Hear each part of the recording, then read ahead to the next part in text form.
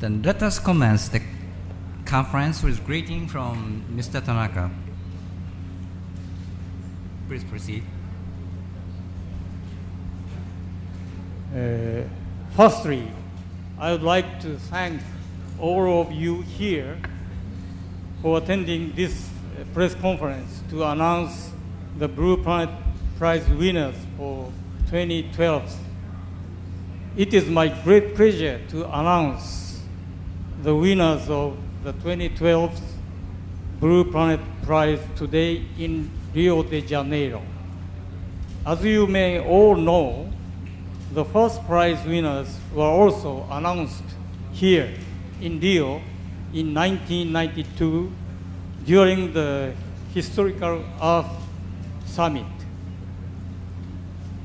The Asahi Glass Foundation has long served since 1934 to support research activities in Japanese universities, providing grants. And in 1990, reorganized itself to the current structure and set a mission to contribute to create a society and civilization in which mankind can enjoy the true richness of life. In so doing, the foundation established the Blue Planet Prize to commend those who have made significant contribution towards solving global environmental problems separate from the grant programs. Since 1992 until last year, 2 awards were presented to individuals and or organizations each year, with a total amount to 40.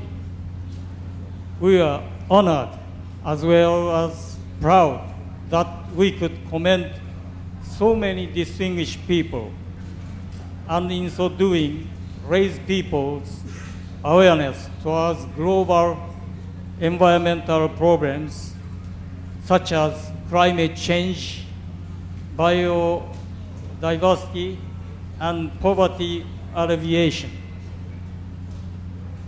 This year, we are proud again to be able to announce for the 21st time the winners of the Blue Planet Prize.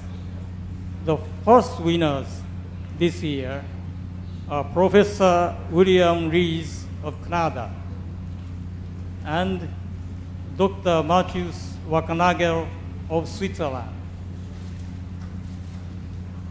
They developed and advanced the concept of the ecological footprint, helping humans to assess the risks of overconsumption to planetary stability. The second winner this year is Dr. Thomas Lovejoy of the United States of America.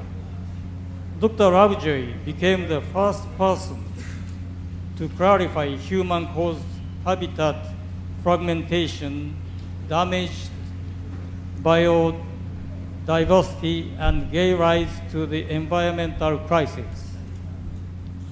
The accomplishments and the profiles of the winners will be presented by Dr. Yoshihiro Hayashi, who is the chairman of the selection committee.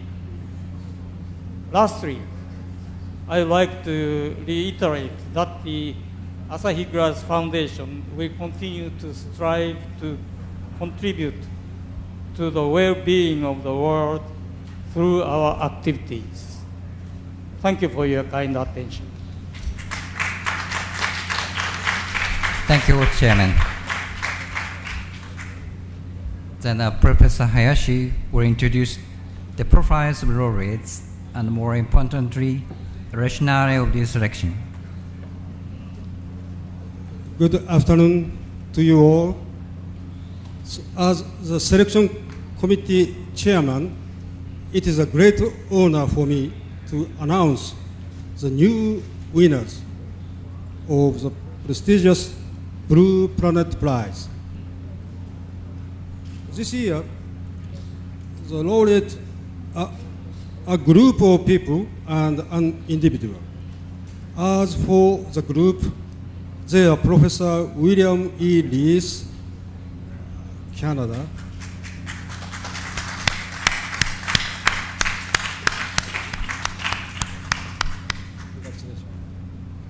very congratulations. Professor of University of British Columbia, FRSC, Royal Society of Canada, and Dr. Matthias Wacknagel, Switzerland. Congratulations.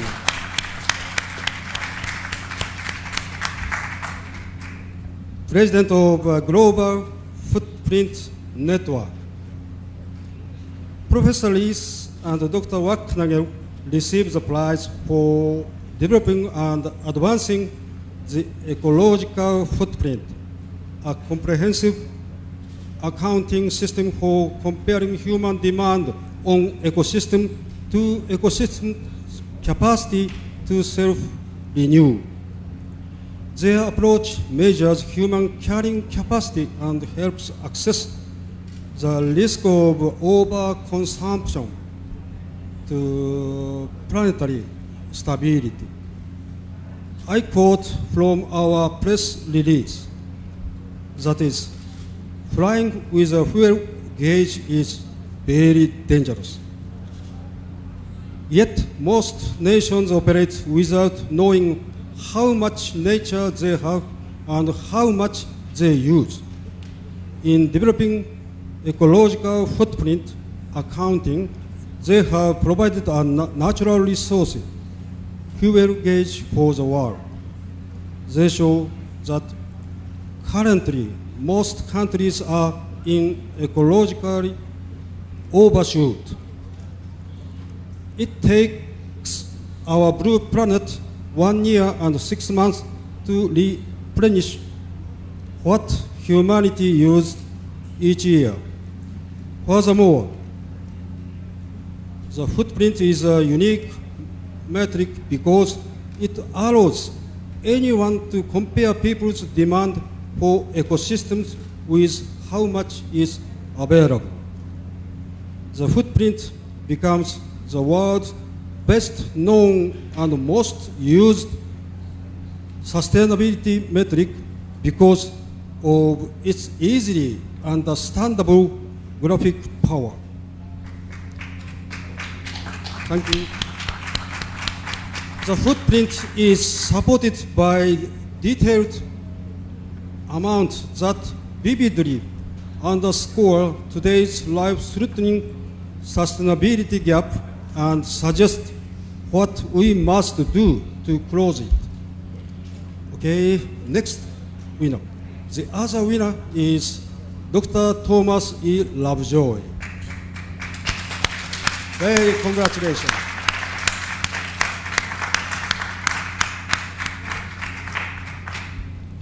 Professor of Environmental Science and Policy of George Mason University, holding the biodiversity chair at the Heinz Center for Science, Economics, and Environment.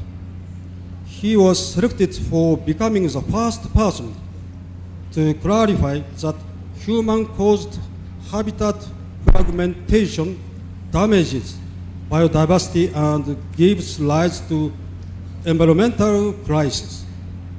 He continues to be a global leader for environmental conservation. Through pioneering and creative fieldwork conducted in the tropical Amazon rainforest, a great achievement of Dr. Lovejoy was shedding light on a major mechanism of species decline when the biodiversity concept was still in its infancy. Dr. Lovejoy became the first person to scientifically clarify how humans caused habitat fragmentation and propelled biodiversity toward crisis. based on profound insight into ecosystems obtained through the series of research. Dr. Lovejoy became the first to publish a projection of species extinctions. He has continued to propose measures for curbing the rising rate of endangered species, significantly influenced numerous academic institutes and societies, and helped lay the foundation for protecting the natural environment based on biodiversity, which is now a mainstream concept. Both winners this year inspire us and offer knowledge for experts and the public as well. I might say this award is very, very timely to announce here in Rio+20, Craving for Sustainability Evermore. The laureate originated very fundamental ideas of biological diversity and the ecological footprint. Those are the key concepts which define sustainability of our planet. They bring us to proven solutions building on advances in natural and social science. As we strive to make our society and economies sustainable, we must commit to restoring biodiversity and reduce our footprint as much as possible. Only our own will to commit is tested. I applaud that the Asahi Glass Foundation's recognition of the importance of science-based environmental conservation for our blue planet, and extend my gratitude to laureates this year, winners this year, to take the trouble to come to attend this press conference today. Thank you so much.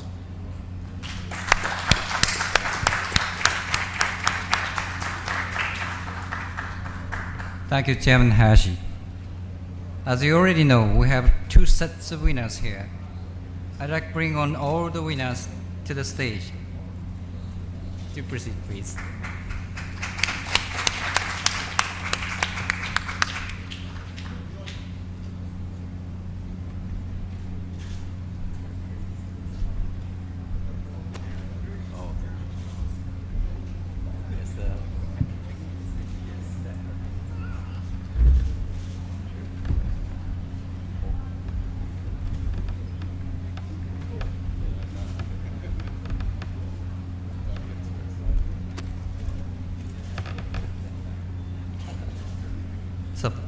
One by one, we'd like to have remarks from the new laureates. From the first, Professor Rees, please. Well, first of all, let me say how deeply honored I am to have been awarded this Blue Planet Prize with my former student and dear friend, Matisse Wackernagel.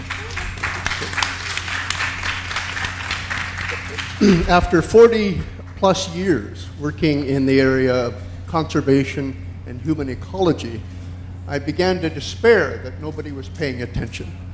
And although in many respects the world as a whole doesn't yet seem to be paying attention, I'm delighted that Asahi Glass Foundation has noticed what we've been doing. It's particularly important because we're actually in something called the Anthropocene. That is an era in geological time in which humankind has become the major force on the planet, the major geological force changing the surface of the Earth. We have disrupted the carbon cycle. We are now adding more nitrogen to the biogeochemical cycles than nature itself does. Human activities actually move more material around the surface of the Earth in construction and agriculture than all of the forces of nature combined. So human beings have become and are ignorant of the fact that we are the single greatest force changing the whole geology and biology of the planet. But at the same time, and in an extremely dangerous way, we have also entered a new age of unreason. This is an era in which the forces of denial are operating to disabuse the public, to misinform the public, particularly in North America, of the nature of the human reality. We are seeing millions of dollars spent on propaganda to deny climate change, to deny the value of science, and to bring us back into an era of superstition and nonsense. And unfortunately, these forces are being paid attention to by the Congress in the United States, by Parliament in Ottawa, and by vast numbers of people, even a majority of people in some parts of North America, perhaps less so elsewhere in the world. So it's a particularly critical time in our history when we become the major force on the planet, and yet enormous powers are organized to deny that human beings are a force to be reckoned with. So it's in that context that I think we all should be extremely grateful that the Asahi Glass Foundation, first of all, have recognized both of the facts that I've taken. They have recognized the enormity of the ecological problems confronting us, and they have recognized this through pointing out individuals and groups who have made a contribution to understanding this. And of course, I'm particularly gratified that Asahi Glass have recognized that the ecological footprint method is an easily understood approach that is capable of raising to consciousness in the minds of many millions of people the enormity of this problem, and will continue to be a tool as we move forward. This is a solvable problem, and all of us here and all of the students I have worked with on the eco footprint are enormously gratified at this recognition. So I'm profoundly grateful, and finally just wish to thank you once more, gentlemen, for your contribution to this effort. Thank you. Thank you, Bill.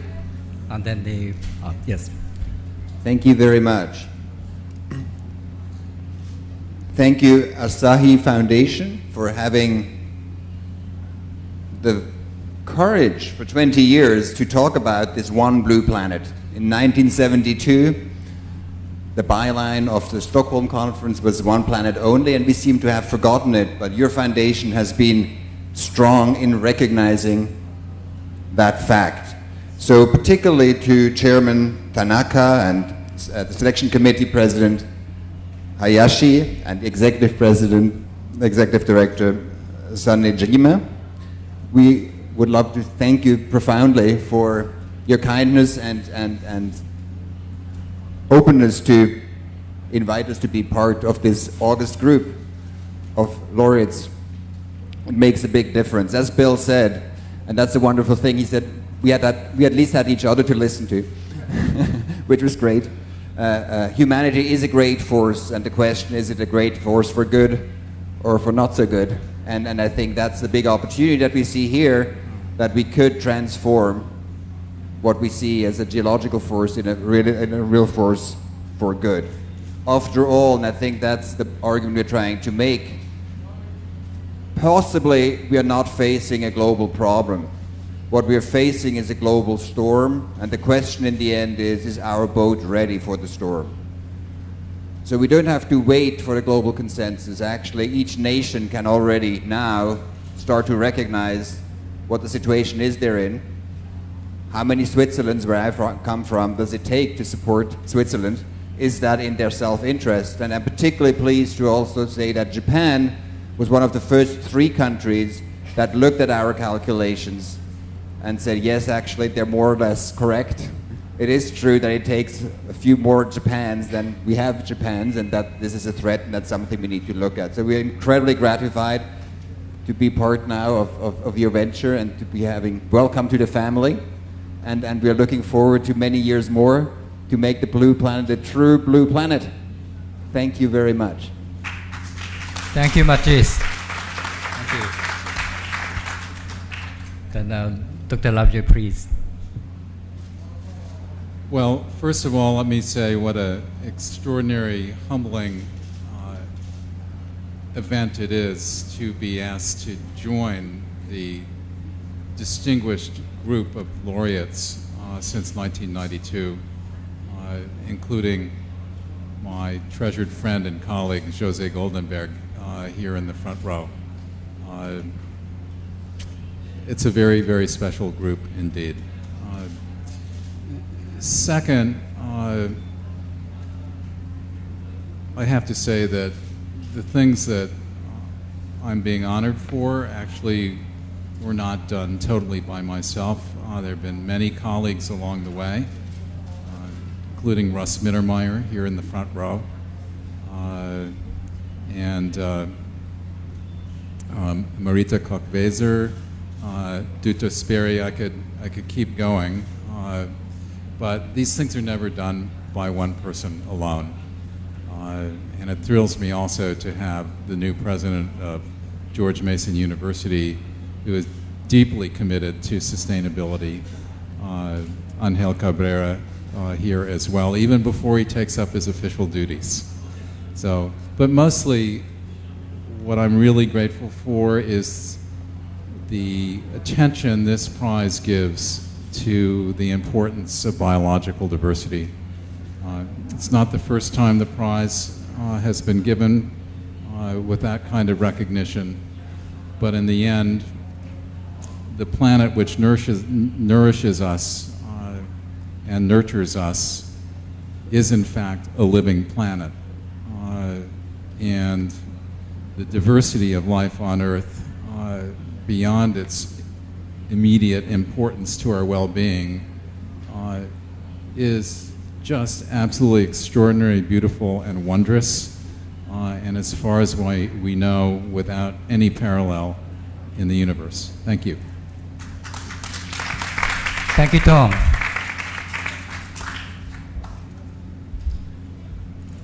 Now I think we are ready for taking questions from media people.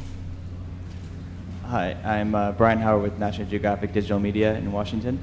I guess my question is, what do you think are the biggest challenges in going towards a bluer planet? What are the biggest obstacles to going towards a more sustainable planet? I guess that was an open question to all of us. Yes. The single biggest obstacle is not technical, it's not ecological, it's not economic, as most people tend to think. We tend to approach these problems as if they were technical problems. The biggest problem is political, in the sense that there does not seem to be adequate recognition of the problem. I mentioned in my remarks earlier that this is the age of unreason, that we've reached the point where, in fact, there's an active anti-science, anti-intellectual campaign abroad that is diffusing interest in these issues. Climate change is hardly discussed anymore. And so, in a sense, the private sector have succeeded in directing attention away from the issues we're here to discuss. And that has meant that the political will isn't there. Unless there's a popular surge of opinion that influences politicians to act on this, they will not act. They will be beholden to interests, particularly the oil and gas sector, for example, and that simply prohibits progress from being made. So the problems can be solved. The question is whether the human enterprise has the will to solve them. So, I could give you a long list, and we all know what's on that list. But the short answer is we really need to manage ourselves and think about ourselves differently, think about a new definition of the quality of life, and one in which we and the planet live in harmony. I think a hopeful answer to your question could be that luckily many of the obstacles that we face are misperceptions, and misperceptions we can get rid of, because even now economically what we do is not in our self-interest. And if you look at all the big transformations in humanity, whether it has been women liberation, or it has been civil rights, or it has been human rights, or end of slavery, there was a moral outrage first, but at one point economically it didn't work anymore. we are now in an age where what we do now doesn't work economically anymore, but we still continue to be in love with our old misperceptions. We can actually shift around right now, but it takes the catalytic force, as we see from the Asahi Foundation, for example, to kind of really get on the new track. Because the costs of resource constraints that we see today are so significant that they take down entire countries. If you look at the Arab Spring and the resource context of the Arab Spring, or if you look at the single cost factor for countries like Greece, Spain, and Italy, in terms of how resource costs are already taking down countries today, it's economically not working anymore. Just we still believe in the old models of how we have to organize our economies. So the true economy is already on our side. It just takes a bit of catalytic force to get us on the new track.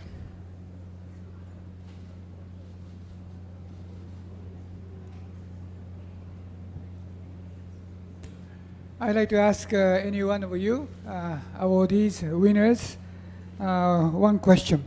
And that is to say, we have been talking a long time how to grow the gap between the research and the policymakers. Okay? You talked about the politicians and so forth. At the same time, there's also another very important major group, which is the industry. All right? So that you do have the research group, you have an industry group, and you have a policy group.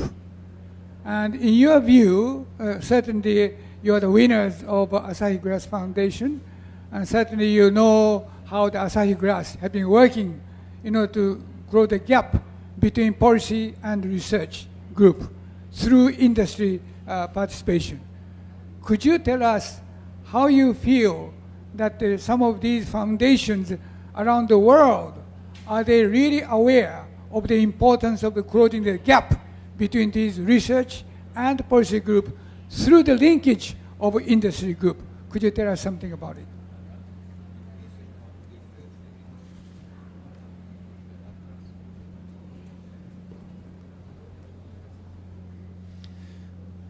I think we face enormous gaps. In my experience, there are also huge gaps within the research communities, that some research is done on totally different premises that are not accepted by other parts of research. So I don't think research is that homogeneous. I mean, if you look at, for example, economic research and saying, how do we need to get out of the financially frail systems, that the opinions don't add up to one clear opinion. So I think there are a number of gaps that we need to address. In my experience, though, I mean, with industry groups, we also had conversations.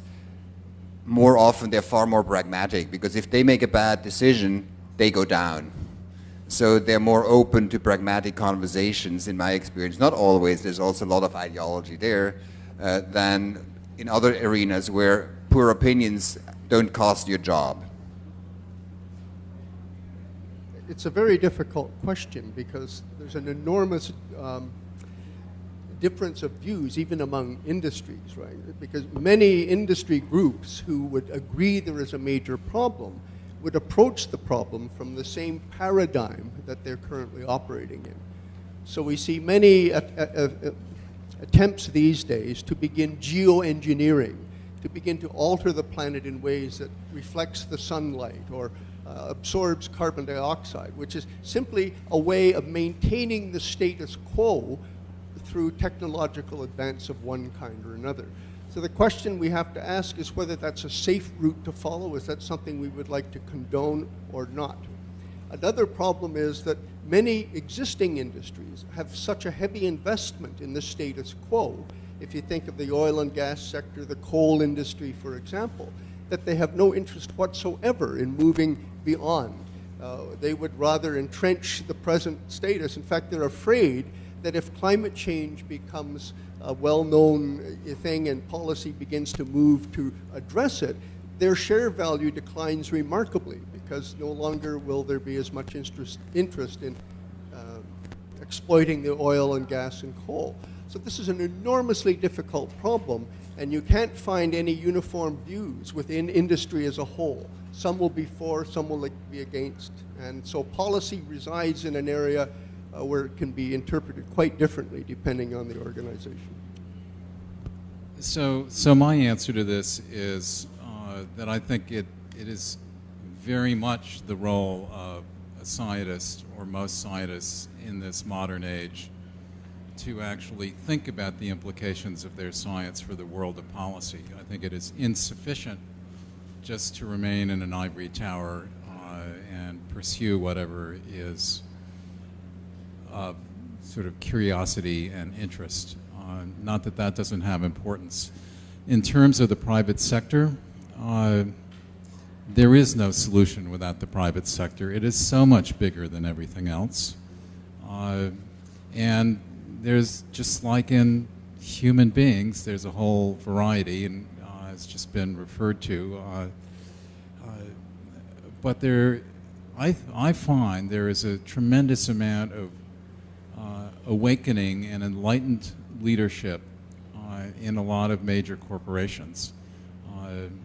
And I can't give away the details, but on Tuesday, 24 major multinational corporations are going to announce that they're going to include valuing nature in the way they keep their corporate accounts, and their combined annual economic product is $500 billion. So there are good signs.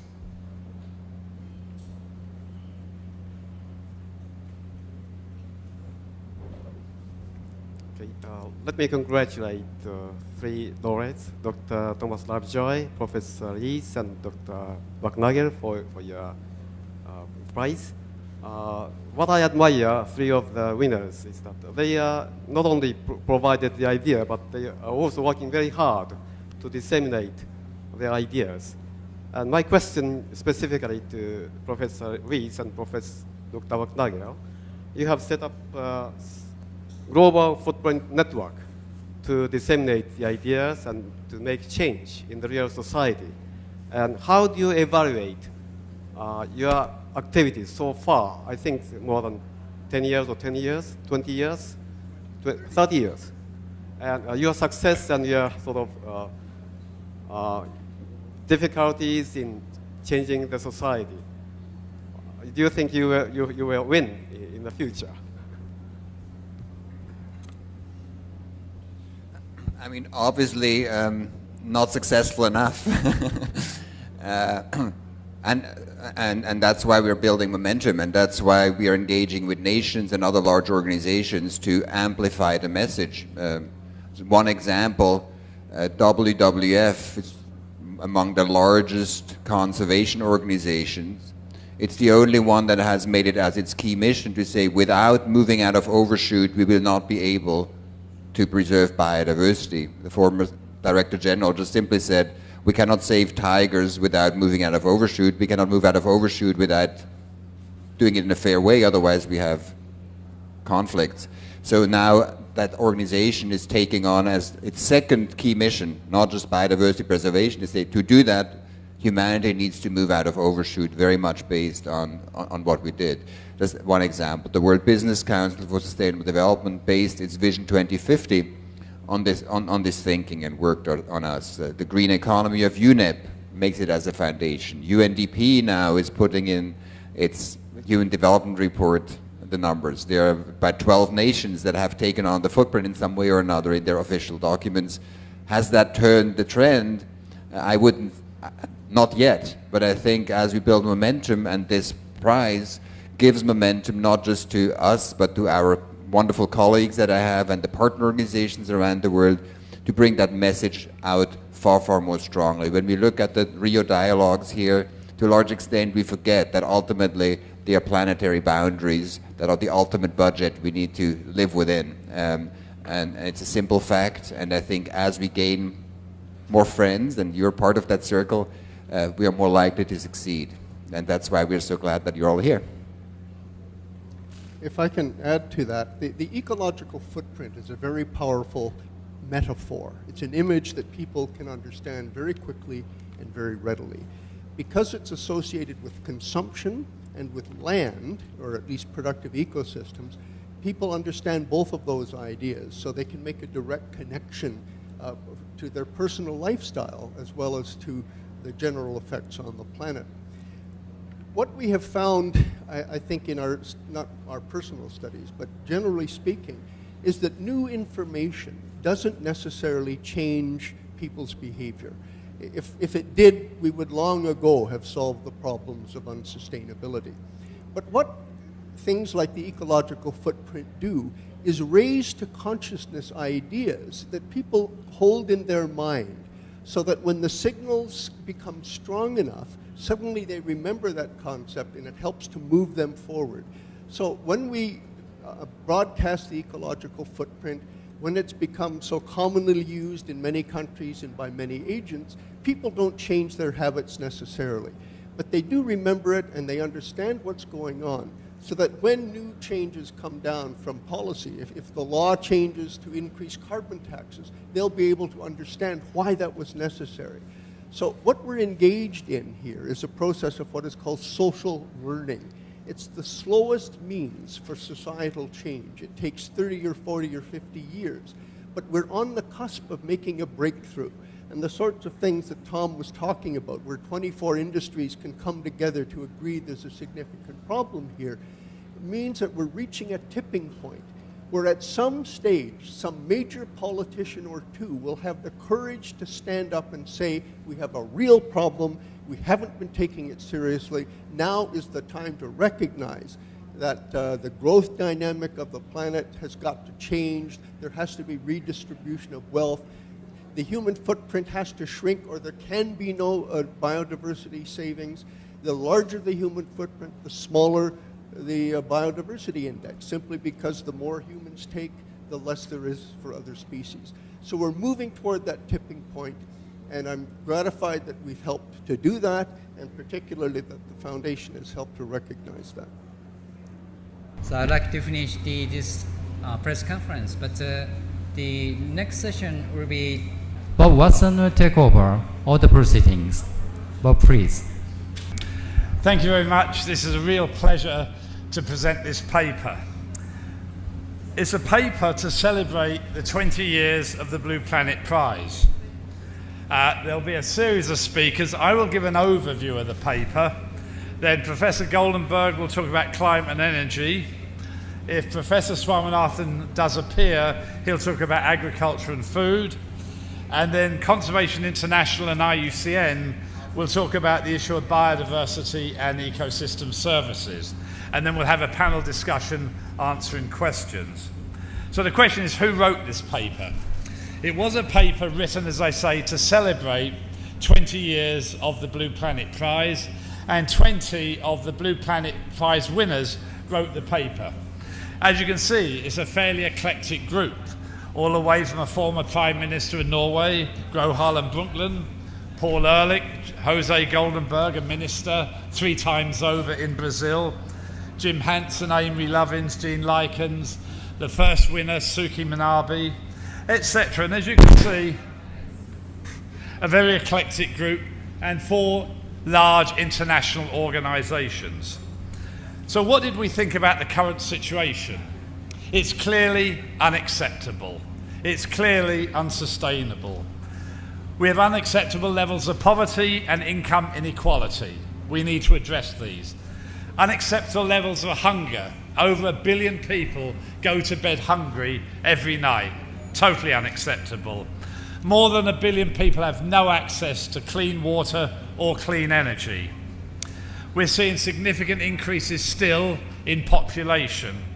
And when you combine that with economic wealth, the demand on resources is ever increasing. Our economic system is clearly unsustainable, and GDP is a flawed concept to measure sustainable economic growth. We're also seeing, of course, as you know, rapid changes in our environment, changes in climate, changes in biodiversity, changes in land degradation, water pollution, and regional air pollution. So the situation is unacceptable. As a group of laureates, however, we said we have a dream. We have a dream of a world without poverty, a world that is equitable, a world that respects human rights, that we have increased and improved ethical behaviour, and where we are environmentally, socially and economically sustainable, and where the challenges of climate change and biodiversity loss have been successfully addressed. This is absolutely an achievable dream, but the current system is deeply flawed and the current pathway will not realise it. We have an incredible opportunity here in Rio to put ourselves on the right course, but there is a real question of whether there is political will to do that. So what we argued is the time to act is now. I'm going to give you the brief overview, and then people like Jose, Russ Mittermeier and Serini will give you more details about some of the specific areas. We clearly need to address the issue of population and consumption. We said that in 1994 in Cairo. The challenge is the same as today. We need to improve resource efficiency, both in the way we produce and use, not only our own energy, but all goods and products. We absolutely must transition to a low-carbon economy now, and Jose will address that, but we also have to recognise climate change is already occurring, future change is inevitable, and we have to adapt to climate change at the same time. We've clearly got to recognise biodiversity and ecosystems and their services are the very foundation of sustainable development, and we have to address both the direct and indirect drivers, and Serini and Russ Mittermeier will actually address those particular challenges. We've clearly got to go beyond GDP. As I said, it's a flawed concept, and I'll discuss that. We need to eliminate subsidies which are perverting the environment and are not helping most national economies. We need to pay for ecosystem services. But very importantly, we need to address failures of governance, and I'll chat about that for a minute. Scale up grassroots actions which are working at the local level but have to be scaled up by a factor of 100, and we have to recognise the important role of education, training, research and development. But let me make one point. We know enough today to manage our world more sustainably. We do not need more knowledge to do a much better job than what we're doing today. So this is the range of projected population increases. As you know, we've already hit the 7 billion mark, and potentially we're going to be somewhere between, if you're an optimist, 6 billion people in 2100 to 12 billion people, with a central value of 9.5. So what do we need to do? It's straightforward. It's exactly what came out of Cairo in 1994. We've just wasted the last 30 years, basically. We need to educate girls, empower women. We need good healthcare for children and the elderly, and modern contraception accessible for all. There's a straightforward solution to the problem. There's an urgent need to break this link between production and consumption on one hand and environmental destruction on the other. There is no dichotomy between economic growth and a clean environment as long as we recognise how to do it well. If we can break this link between production and consumption and environmental destruction, it would allow, which is going to be absolutely essential, to raise the living standards for all of those in the world that are in poverty and hunger today. Absolutely critical we raise in an equitable way the living standards throughout the developing world. However, we have to recognise we are a finite planet, and therefore we are going to have to think of new ways to produce and use the goods and services, the energy, the biological resources, the water. And of course, probably most important, we have to get the economics right, and I'll talk about that in a second. It is absolutely unacceptable we have more than 1 billion people without access to clean energy. Jose will discuss it.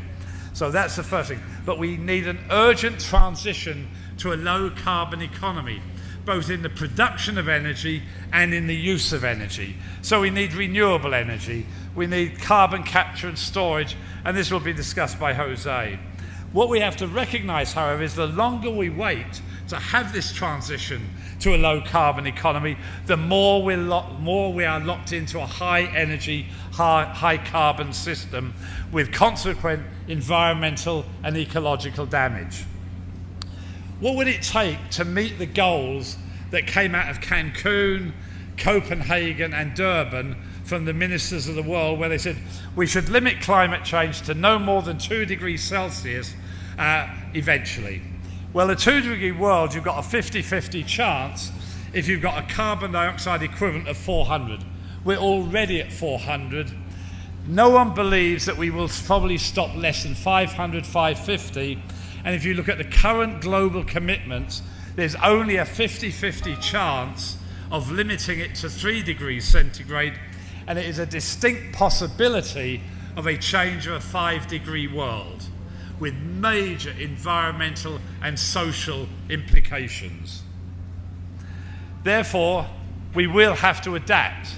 Hopefully we can mitigate to limit climate change to a 2, 3, 4 degree world, but we have to recognise adaptation is not the solution.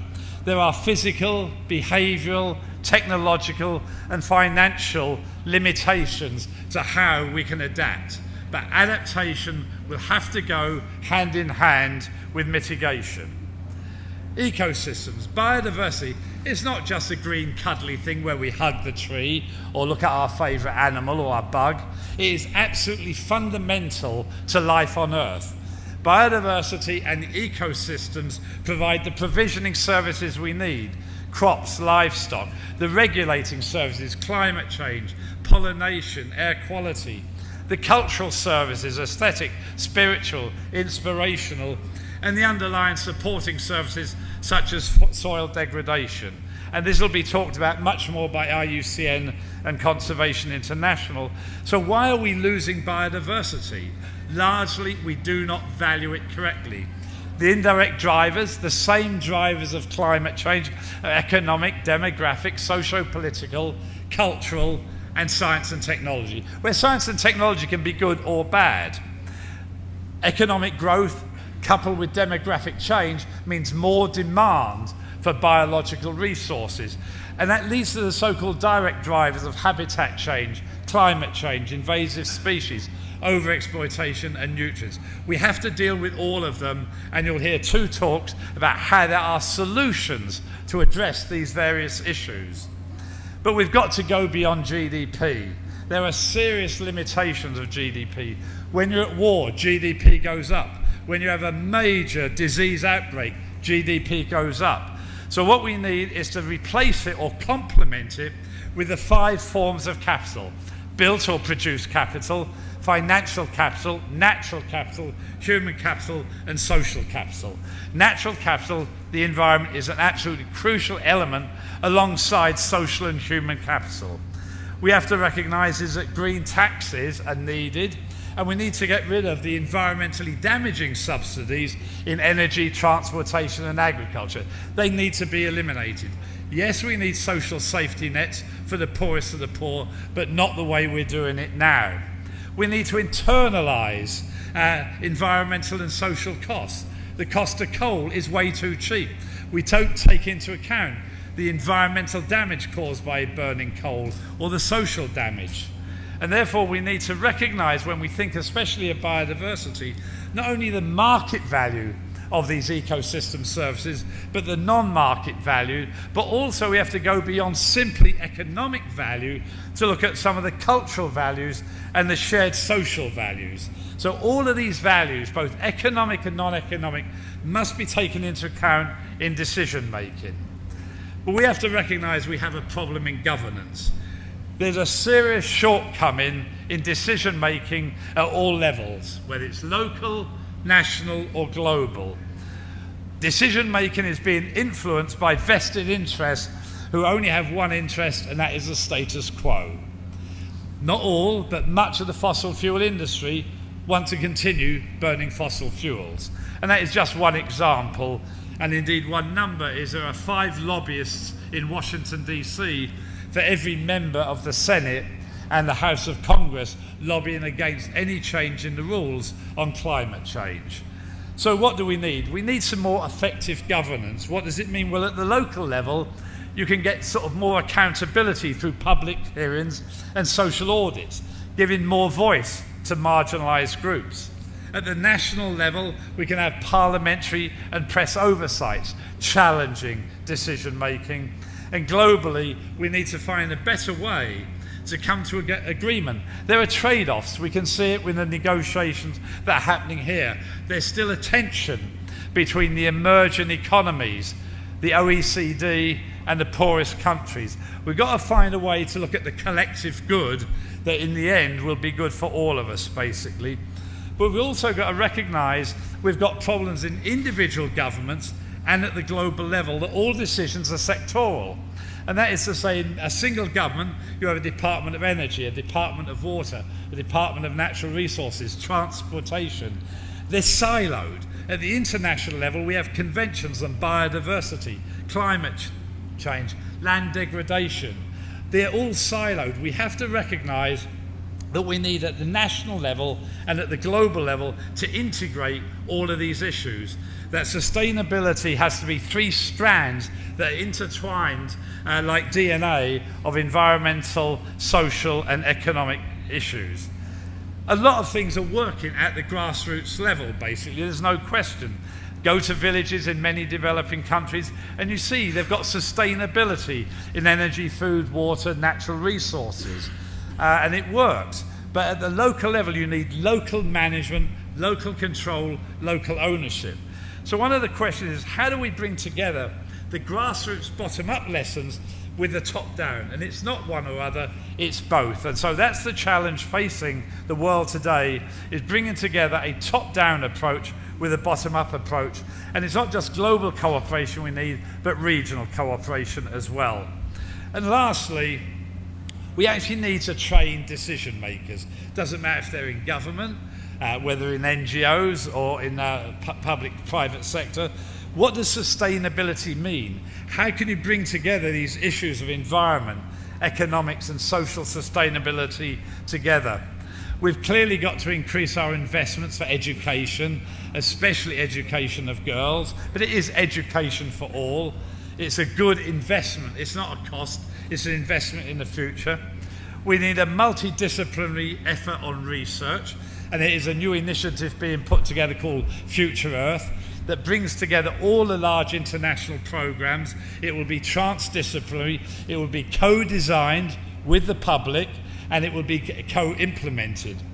We also have to recognise we have to do a better job of assessments, and that is we have some extremely good international assessments on climate change, on biodiversity, on energy, on water, on oceans, but we need to bring them together and integrate them so that we need a much more integrated, multi- and transdisciplinary approach to providing the energy we need.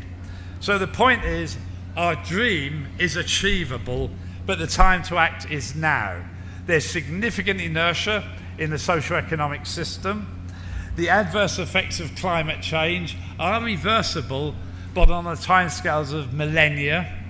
Loss of biodiversity is irreversible. We know enough to act. We do not need more knowledge to act better today, and we're facing a serious problem of risk management of an immense scale, but it is truly manageable with political will.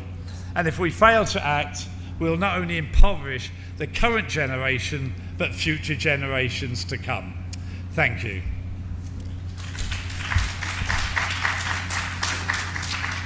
And now Jose Goldenberg will talk about climate and energy.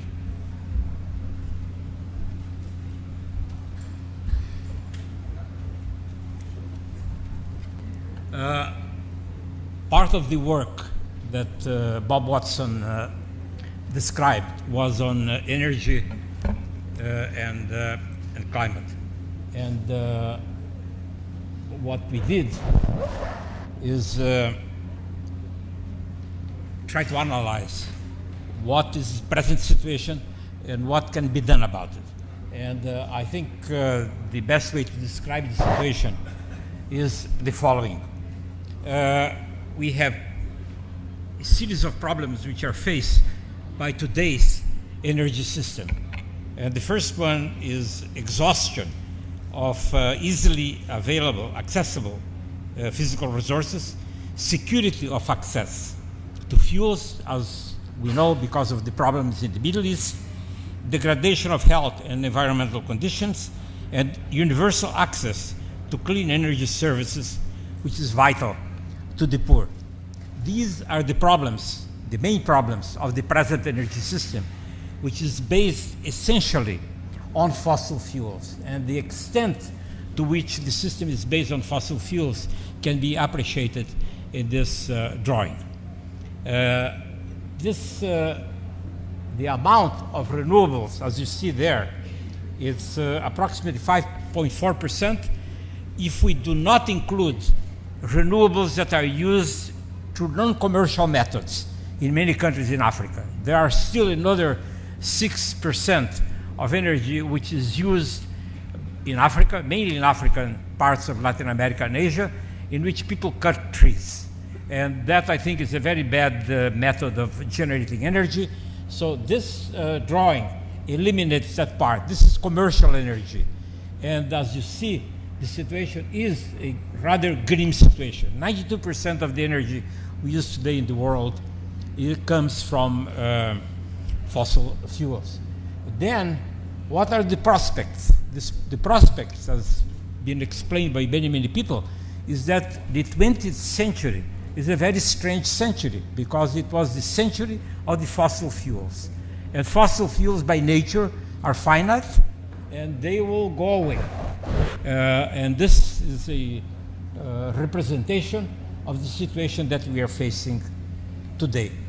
In addition to that, there is another serious problem, which is the enormous difference which exists between the energy consumption per capita in OECD countries, the industrialized countries, and the non-OECD countries. And that's indicated in this drawing. As you see here, we have the OECD countries, and this is what happens in the last 20 years. It's approximately 3 kilowatts per capita. And if you go to the non-OECD countries, you have this situation.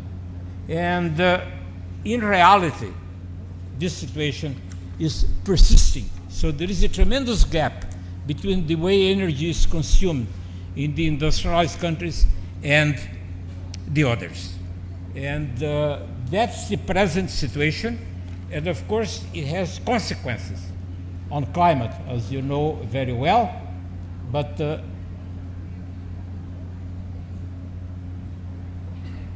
I listed here the main problems that energy causes regarding climate change.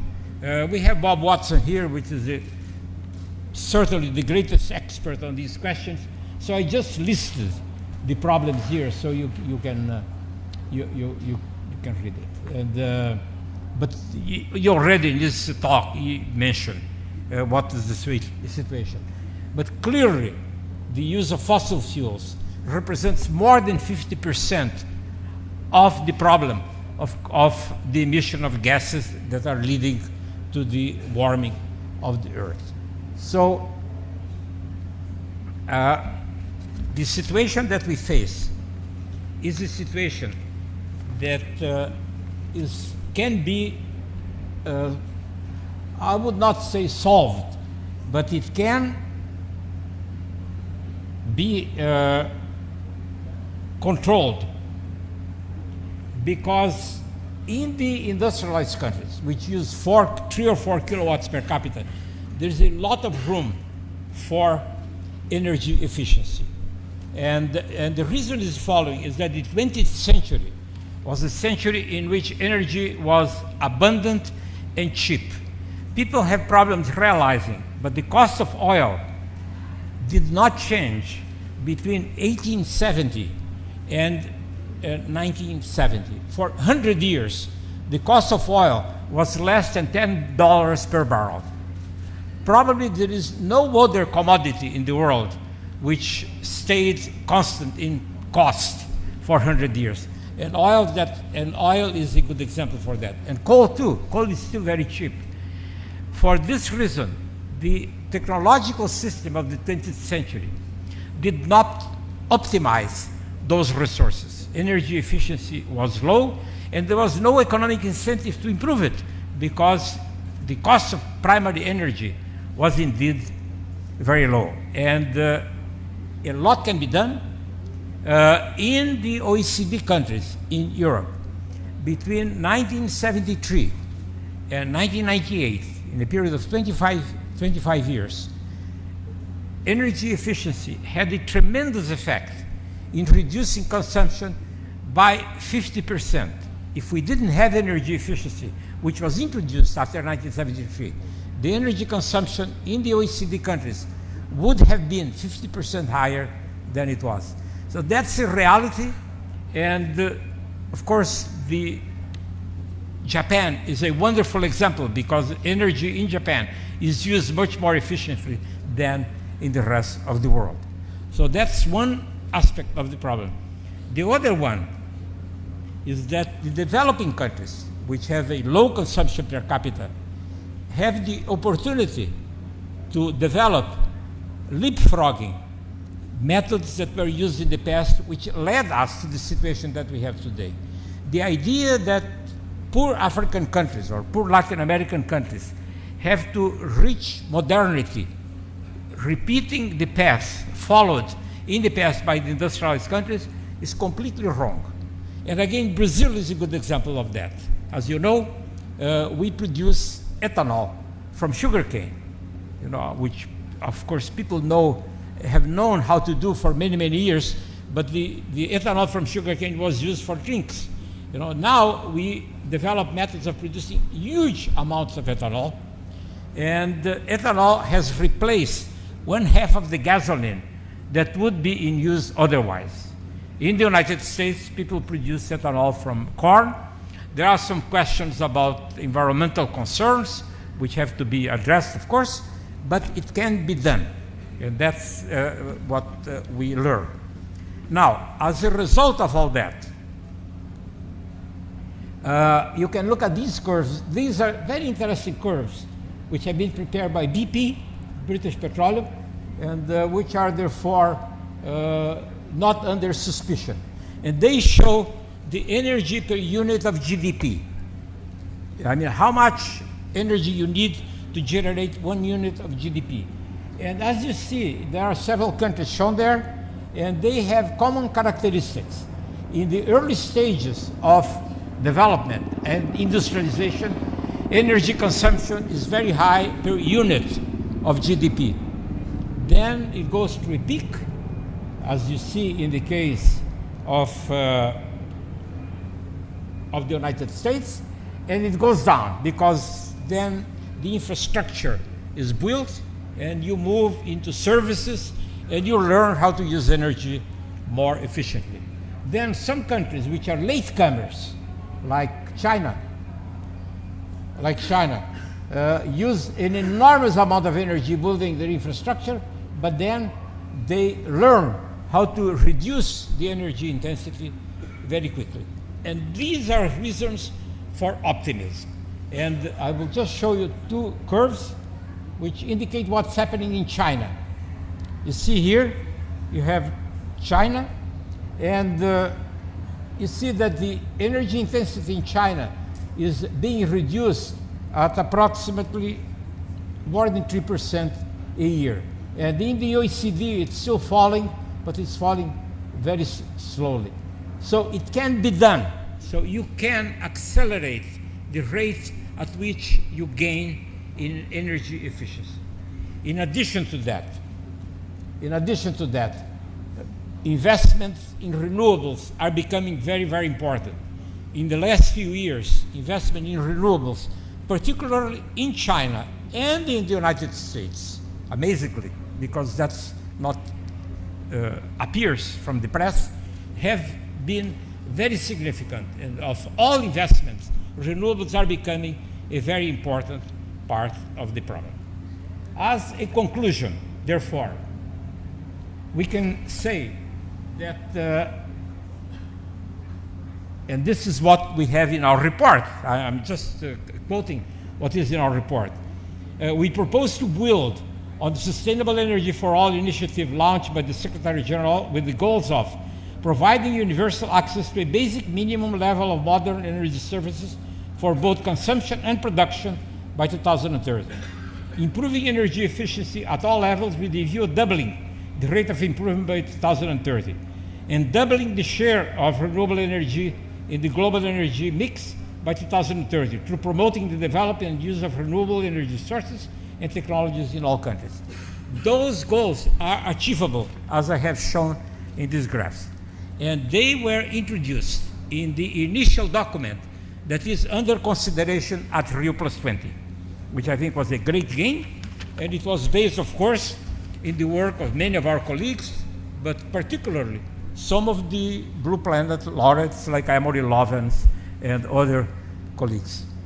Now, to conclude, I must tell you that this language, which is basically the language that is in the initial text for the negotiations, was watered down. And in the document, it's being appreciated across the streets today. All these numerical indicators have been erased.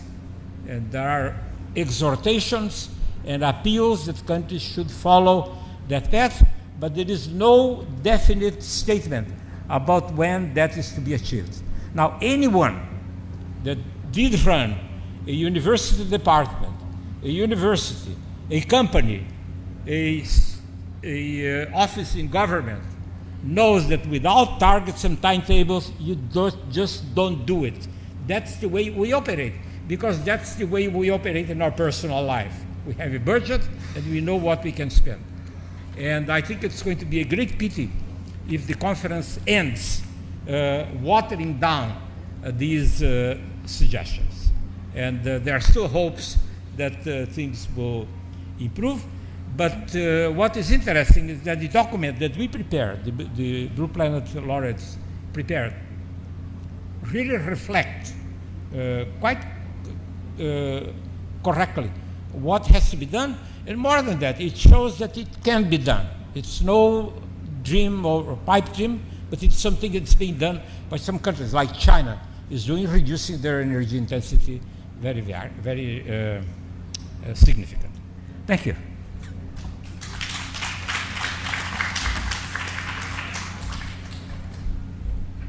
So next will be at Rasmitovaya from Conservation International, who will give us a presentation on biodiversity and ecosystem services.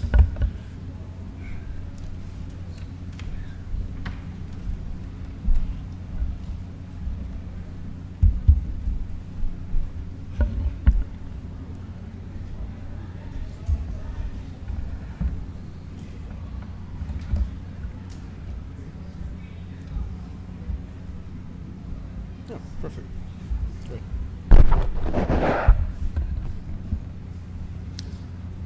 Konnichiwa, minasan. Boa tarde, aos amigos brasileiros aqui presentes. Good afternoon, everyone.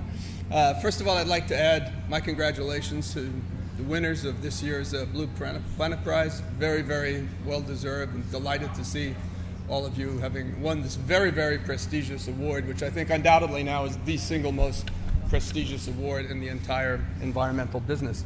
Now, my colleague Siri Sendashonga and I are going to share this presentation. I'm going to talk mainly about the biodiversity part. Bob has already covered some of that. I'm just going to go into a little more depth on some of the issues. I think in many ways it's preaching to the converted, but I think it's worth rehashing some of this anyway. And then Siri will talk about ecosystem services. First of all, biodiversity, the wealth of life forms that we share the planet with. And I would be remiss as a primatologist, having worked in Brazil for more than 40 years, to not show two of the most important flagship species in Brazil, the golden lion tamarin, which is on the 20 real note if you haven't seen it yet, and the muriqui, which we hope very much will be the mascot for the Olympics coming up in 2016. Starting a campaign for that now. What is biodiversity? It's the variety of genes, population, species, communities, ecosystems, and ecological processes that make up life on Earth. It's the sum total of all life on Earth.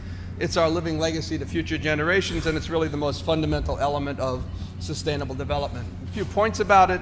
We're still quite ignorant about the extent of biodiversity. We have about 1.8 to 1.9 million species described by science, and total estimates run from 5 to 10 to 30 million or more. Right now, everyone is kind of centering in on this 10 million estimate. What are the benefits of biodiversity? Taking from the text of the document that you've received, biodiversity underpins ecosystems that sustains humanity and must be a core element in all efforts to achieve sustainable development. It's foundational to the resilience of our living planet and it's integral to the fabric of all of the world's human cultures. And I'll say a little bit more about that at the end of the presentation. Of course, ecosystem services derive from biodiversity. I'm not going to go into this. Siri's going to talk in more detail about the importance of ecosystem services. However, I will say a bit about the threats. Many threats to biodiversity out there. I think you're all very familiar with them. To me, the largest, the most significant is the massive increase in agribusiness around the tropical world, things like soy, oil palm, sugar cane, and other major commodities that are clearing large areas of forest. Slash and burn agriculture, and still prevalent in many parts of the world. Cattle, unsustainable cattle raising, fuel wood and firewood production, huge hydroelectric projects flooding vast areas of forest, mining activities like this garimpeiros, these gold miners, the edge of the Pantanal here in Brazil. This insidious threat of bushmeat hunting, especially in the forests of Central and West Africa, but in many other rainforests as well, which impact even our closest living species like the great apes. And especially in Southeast Asia and in China, very heavy impact on, completely unsustainable impact on many different species, turtles and other reptiles being among those most impacted. We also have the problem of invasive species. You usually hear most about invasive animals, but invasive plants, such as this invasive lian in southern Madagascar, also very significant. And overarching all of this is global climate change, a major threat, of course, but in some ways a unique opportunity for us as well. As Bob said, loss is irreversible. Once we lose a species of plant or animal, it's gone forever. We'll never be seen again. And we're now facing an impending extinction crisis. We're losing species, we're losing forests and other habitats, and in the process we're seeing the erosion of critical ecosystem services. So what are some of the responses? Well, preventing biodiversity loss depends on effective planning, adequate data, a supportive global policy framework, and transformational shifts in the public and private sector's approach to green economic development. One of the best data sets we have available is the Iucn Red List of Threatened Species, which has been in existence for more than 50 years now. Just to give you one example of a group of animals that I work on, 1 in every 3 of the world's primates is already in critical or endangered species. We haven't lost any yet, but many of them are on the verge of extinction. As an overarching policy framework, we have the Convention on Biological Diversity, which had a very successful meeting in Nagoya, Japan, back in October of 2010. Another one coming up this October in India, Hyderabad, India. We also are extremely delighted that the new leadership of the Biodiversity Convention comes from Brazil. Braulio Dias is probably the most experienced person who's ever worked on the convention. He is now the head of the convention. And we also have these Aichi targets, which are very important. Targets 11 and 12 dealing with protected areas and preventing extinctions being perhaps the most important of all of them. We now have IPBES, headed by none other than our very good friend and laureate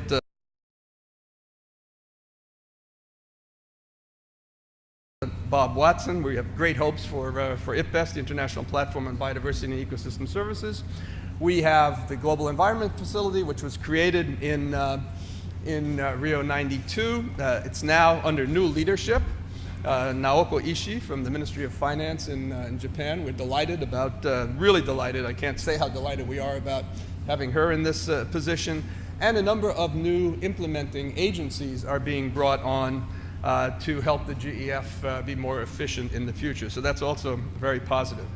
I also want to emphasize the fundamental importance of protected areas. When I talk about protected areas, I mean protected areas really in the broad sense. These are our most effective tool in preventing further biodiversity loss and also in ensuring the continued flow of ecosystem services. They take many different forms, traditional national parks and protected areas, but increasingly we're also seeing indigenous lands as critical elements in this as well. I was just with this gentleman here, the yellow headdress, Raoni, one of the great leaders of the Kayapo people in the southern Brazilian Amazon, and these people are really very, very significant partners in our efforts to conserve biodiversity and to mitigate against further climate change. We also, one of the key elements in this report is reducing poverty, and we found that some of the highest priority areas for biodiversity conservation also provide some of the most important ecosystem services for the poorest of the poor, who are, of course, much more directly dependent on the loss of these ecosystems, on the survival of these ecosystems than are we. And another point I also want to emphasize is that some of the recent information that we just published looking at human languages as a surrogate for human cultural diversity, it turns out that 74% of human languages and the human cultures that speak them are found in the highest priority areas for biodiversity conservation, including the vast majority of those endangered cultures that are spoken, where language, you have only 1,000 or less or 10,000 or less speakers. So there's a real opportunity for win-win situations in biodiversity conservation and also ensuring the maintenance of human cultural diversity and long-term human well-being. So we're talking here at this conference about green economies very much. I think, to me, if nothing else comes out of Rio+20, if we can demonstrate that renewable natural capital needs to be central to long-term sustainable development, and that natural capital accounting needs to be incorporated as an integral part of both national and corporate accounting processes as we move forward, I think we'll have made a great, we'll have a great achievement coming out of this event. Tom mentioned the business community about to announce their commitment to this, and that's very, very exciting. And last but not least, I just want to highlight the enormous importance of Brazil in all of this, its leadership role, the fact that it's one of the 2 richest countries on earth for biodiversity, the fact that it really is an emerging superpower that has the opportunity, given its past history and its current interests, to really follow a path of green economic development at a scale that no other country has ever done. So we have very high expectations for Brazil's leadership in this meeting and as we move forward in the rest of this decade. Thank you very much.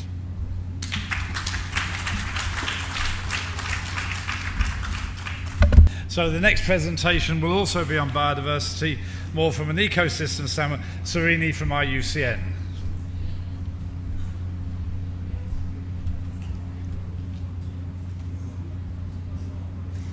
Good afternoon.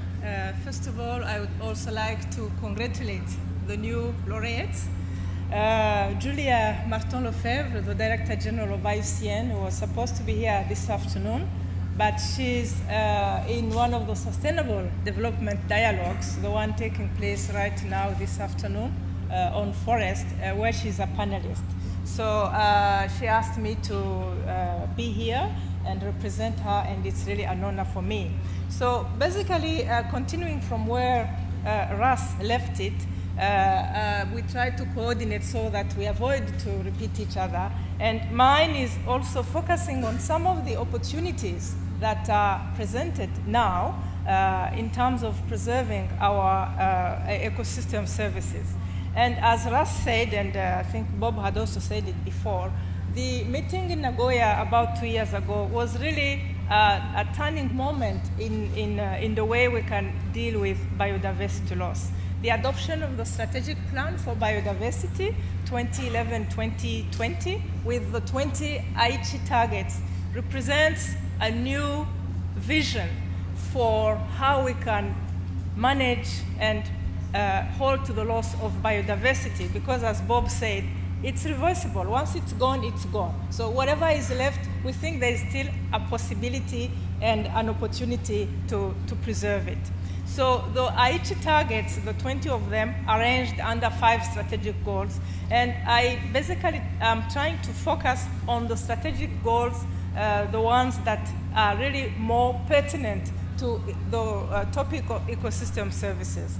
And the beauty of this strategic plan, that of course it's a framework for action, but also it provides a unique opportunity for better cooperation between the fragmented biodiversity governance landscape. You all know that we have all these wonderful conventions dealing with different aspects of biodiversity. And one of the desires, one of the aspirations, as we can see it in the negotiations going on the other side of the street, it's that we need a bit more coherence and less fragmentation, even across the environment pillar of sustainable development.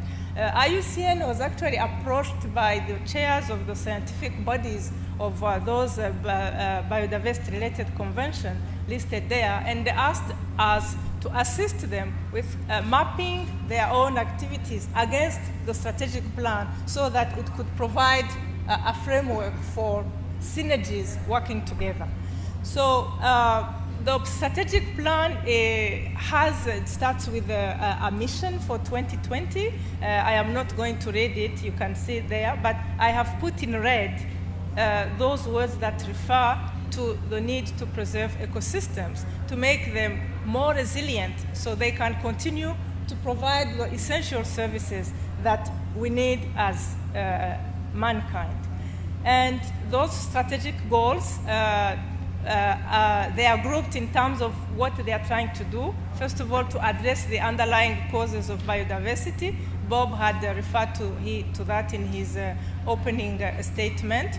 Then to reduce the direct pressures on biodiversity, to improve the status of biodiversity by safeguarding ecosystem services, species and genetic diversity, and to enhance the benefits to all from biodiversity and ecosystem services, and then enhance implementation through participatory planning, knowledge management, and capacity building. And again, I think those are some of the means of implementation that actually Bob highlighted. So I will basically focus on goal D, the one that is really referring to the benefits of ecosystem services to all. And target 14, in our view, is a very important one because it refers to safeguarding those ecosystems that provide essential services, including those related to water, etc. And again, in one of the slides that Bob showed in his presentation, he showed these biodiversity ecosystem services, even in the presentation from Russ Mittermeier. Then we have target 15, the one about restoration. Essentially, in terms of reconstituting the carbon stocks, enhancing the carbon stocks to address the challenge of climate change, another major driver of biodiversity loss and other problems, which was highlighted by previous speakers. Target 16, the one about the Nagoya Protocol on access to genetic resources and the fair and equitable sharing of benefits. This is a also very welcome development in the implementation of the Biodiversity Convention, because finally we have a new agreement, also a supplementary agreement, that can contribute to the implementation of the third objective of the convention, the fair and equitable sharing of benefits, because this is where the aspect of equity comes in, you know, and as long as this was not there, it was difficult to advance the cause of conservation when the people, those who are the custodians of biodiversity, could not really perceive the benefits from those who are using the resource. So to try and conclude, if I try to relate the topic to what the conference here is about, the Rio+20 conference, and how the Aichi targets are relevant for sustainable development. And we think that Rio outcome must, in effect, support the achievement of the targets by 2020. So whatever commitment the heads of states are going to adopt when they arrive here, it would be good that they send a strong message that the CBD and all the frameworks that have adopted under it are important, and to get to this vision of 2020 by implementing the Aichi target. And without really strong measures to preserve biodiversity, we cannot talk of a sustainable future. It's just not possible. Biodiversity is the foundation we need to have the green economy. It's the green in the green economy, basically, if we want to put it in simple terms. And certainly, everything that has been so far, especially since the adoption of the strategic plan, as I said, we think what this Rio+20 conference can add is that urge to move to implementation. We have enough, as Bob said. What we need now is to begin to act. We do not need more science. Of course, we will continue to provide science, but there is already enough to move into action and hopefully attain the objectives that we all wish. Thank you very much.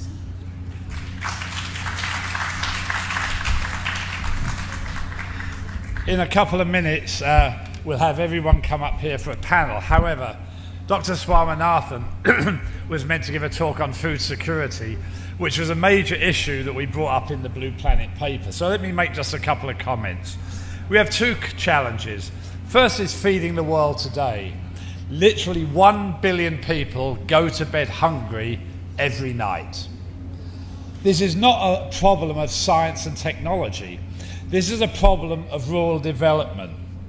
Basically, the small farmer, the poor farmer, needs access to the best seeds and the best inputs.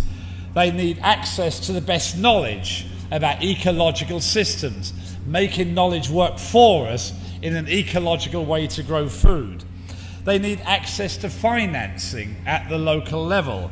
They need access to markets. Therefore, we need road systems that work. We need to empower women, given that in sub-Saharan Africa, 70% of the farmers are women, so we need to empower the women. We clearly have to reduce post-harvest loss. Now, this is an issue both in developing countries and in developed countries. In developing countries, 40% of food is wasted before it gets to markets. In developed countries, about 30 to 40% of food is wasted after it gets to markets. So we've got a challenge of food wastage in both developed and developing countries. And clearly we need trade reform because the OECD subsidies are inhibiting agricultural production in developing countries.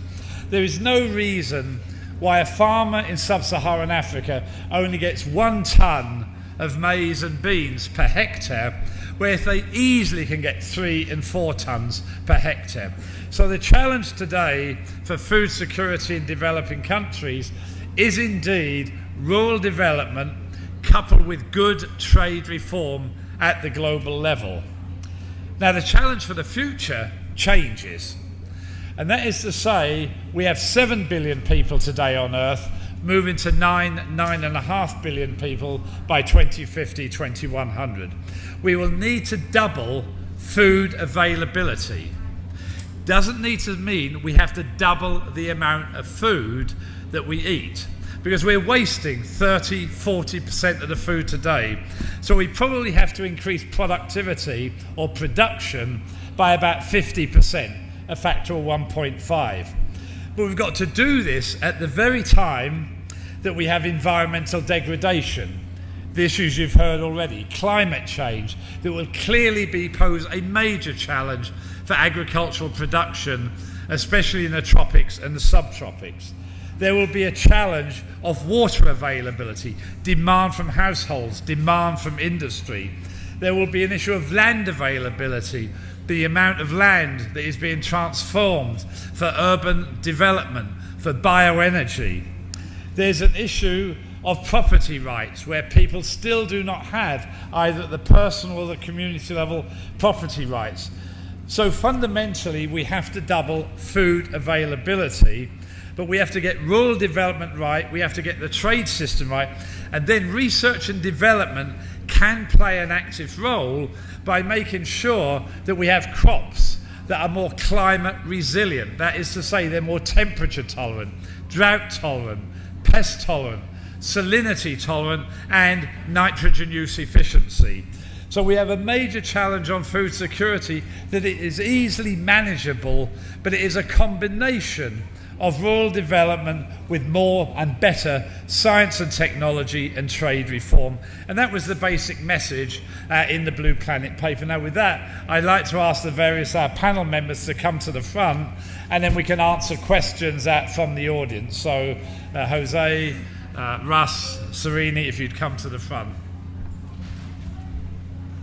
Okay, now that everyone has managed to sit down, questions, comments from the floor.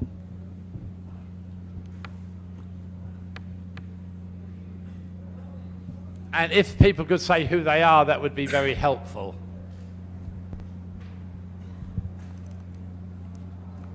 Does it work now? Oh yeah, there we go. Thanks. So it's Brian Howard with National Geographic News Online in Washington. And my question it follows up what you just said, Mr. Watson, although other people might like to answer it. It's looking at subsidies in developed countries, for especially for food. My understanding is one of the incentives for that was so each country could kind of be self-sufficient, and they were afraid in terms of you know, if they get all of their grain, say, from other countries, then they might be beholden to them, or, you know, maybe in a military, political sense. If we get rid of the subsidies, how do we sort of address fears about that? You know, do we need to be afraid of that anymore because everything's so globalized? How do we sort of deal with that? There's no question that subsidies are perverting the system. And I think what we've argued for in the Blue Planet paper is to get rid of these subsidies that are also environmentally damaging. That doesn't mean to say every country has to be nationally self-sufficient. So, for example, in the United Kingdom, 65% of the food we eat is grown in the United Kingdom, and we import 35%. I find that a very stable situation, to be quite honest, because if we actually try to be 100% self-sufficient and we have a major flood, a major drought, a major pest outbreak, that makes us very vulnerable. So I think different countries will probably have different strategies on food security. But the basic point is, at the moment, the OECD subsidies, both in Europe for production subsidies and in the US, are really distorting the system, and it's actually inhibiting food production in many developing countries. Now, I don't know if any other members of the panel want to comment. Carlo Jolie from the State University of Campinas, and my question goes to all four members of the panel. Isn't it a disaster that after 7 years of negotiation and finally getting IPBS established in the meeting in Panama, that the status of IPBS in the draft document that we have is now of taking note of and not welcoming or giving some recognition to the importance of this new organ? I chaired the meeting both in Nairobi and in Panama. I believe the IPBS can become a very important instrument for four reasons, or for four activities. One is to stimulate the right research we need. Two is to do assessments, first at the regional and sub-regional level, and then at the global level, so we can integrate up. Three, for capacity building, both in the scientific community and in the policy community and in the private sector. And fourth is to make sure that the decision-making tools are available for decision makers, whether they be in government, whether they be in the private sector, or whether they be in NGOs. Now, while we have established now the IPBS, there's still a long way to go, to be quite honest. Only half of the rules of procedure were agreed, and we haven't yet got a work program. So I believe we're going in the right direction, but it is a highly political process. I think most of the research community would be horrified if they'd actually watched the 5 rounds of negotiation to get to where we are. So I am very optimistic about the IPBS, but it's still a long way to go before it's operational.